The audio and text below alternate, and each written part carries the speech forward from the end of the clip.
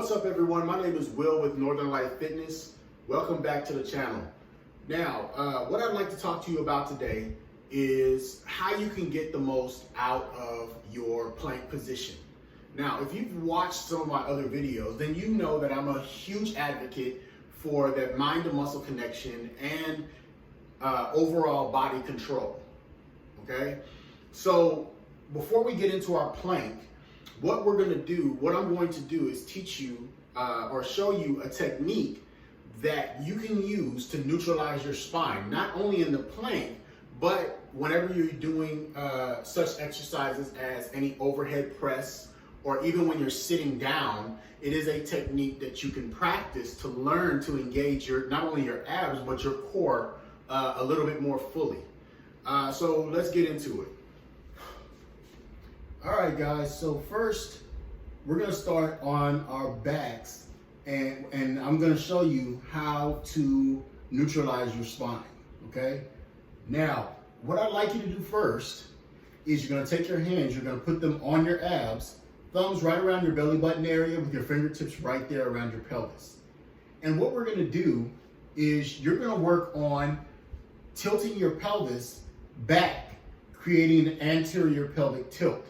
Okay, so what we're looking for is to actually create space under the lower back, all right, by intentionally hyperextending the spine and stretching the abdominal wall.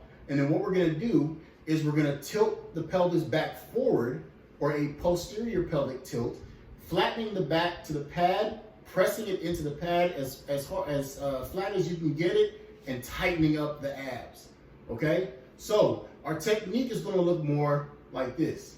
You're going to come back. You can see my stomach come up. My pelvis tilts back just a little bit. And then what we're going to do here is we're going to tilt the pelvis forward, flattening the back to the pad, tightening the abs, and then we're going to do it again. Repeat it. Come back down. Up. Down, up, down. And what we're going to do is we're going to do maybe 3 sets of 10 of these. Now, this is not the most intense exercise, okay? In fact, it's pretty easy once you can get the technique down. The idea here is to gain better control of your core muscle groups.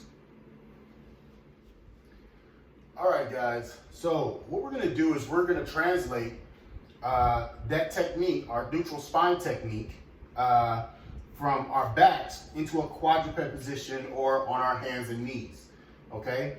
Now, what we're going to do here is you're going to first start with a neutral spine, and then we are going to push up through the belly button. For me, I like to actually blow out to emphasize the abs tightening up. So we're gonna do what's called a cat and camel position, okay? With our cat position, as I said before, you're gonna push up through the belly button, creating a hump in the back. I like to exhale during that technique, nice tight abs, and we're tilting the pelvis forward. And then what we're gonna do is you're gonna come down, tilt the pelvis back as you're flattening out the spine and creating a dip, okay? All right, so in this position, you're still wanting to keep the abs engaged.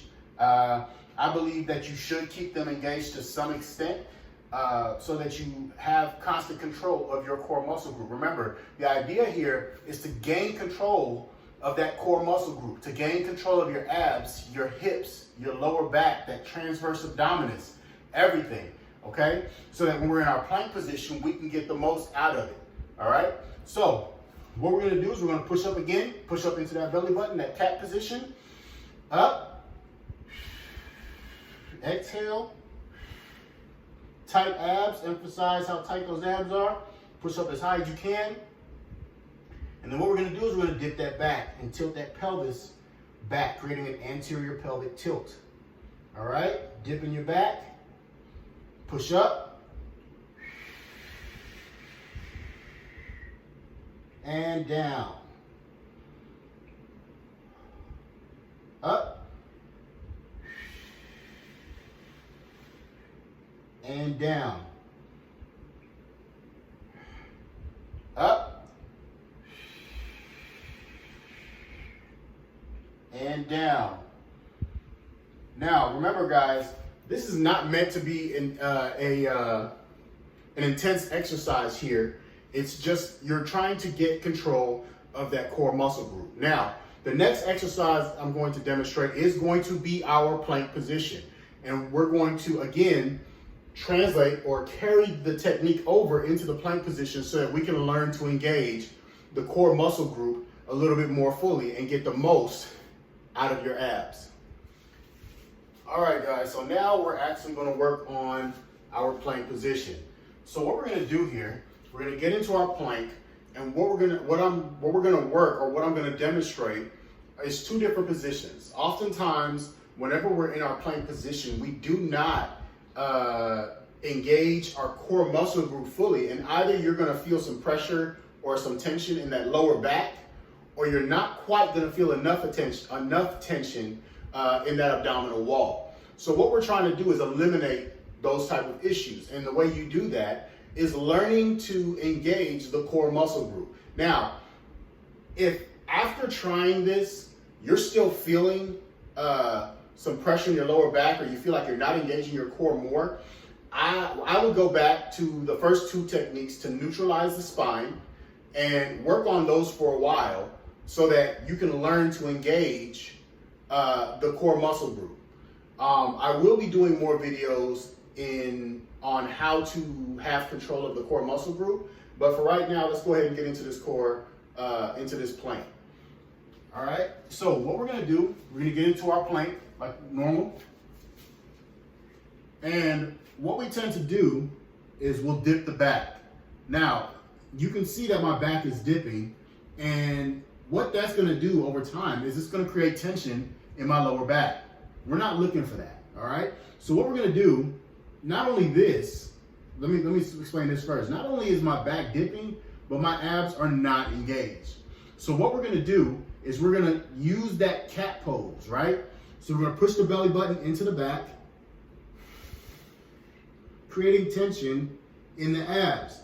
As you notice, as I create tension in my abs, my hips have fallen, all right? Now, if you're doing this correctly, from the top to the bottom of your abs, from your diaphragm down to your hips, you should feel tension in your abs. Not only that, but you're probably gonna feel some tension in your obliques and in your butt, all right? Now, from this position, you'll hold your plank for about 30 seconds. Try that to get a little bit more out of your plank. I think you'll feel more tension in those abs, and your plank will actually feel a little bit more intense. 30 seconds might be a little bit of a stretch for some of you that felt like you were doing well with that plank. For some of you, you might be able to hold it a little bit longer. Now, again, as I said before, if you're still feeling tension in your lower back, or if you're feeling like your abs are not engaged enough, I would advise you to try those neutralizing techniques again, just to help engage your core muscle group. Even before you plank, it wouldn't hurt to do those exercises just to learn to gain control. And that way, when you get into your plank, you've already got your mind connected and into that movement so that you can work on engaging and disengaging your core muscle group. All right, guys, thank you for watching the video. If you like this video, subscribe, and you'll be notified whenever I put up more videos. There will be some workout videos. There will also be some more how-to videos to help you get the most out of your workouts. All right, guys, thank you.